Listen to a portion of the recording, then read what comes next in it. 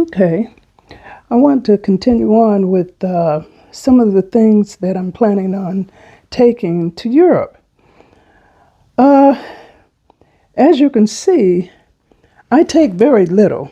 As I said before, it's better to travel light. I believe in traveling light.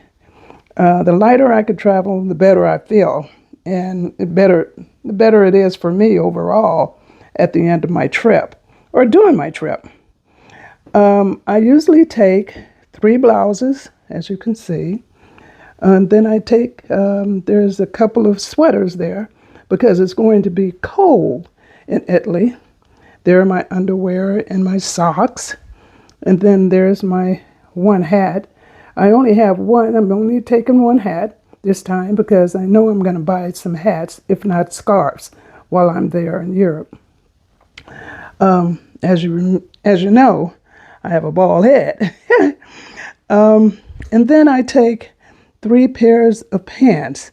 Now, all of those pants you see there's 3 of them. There's light blue, there's black, and then there's a medium blue. All of those are lined because, hey, it's going to be cold. So, and then I have my long johns.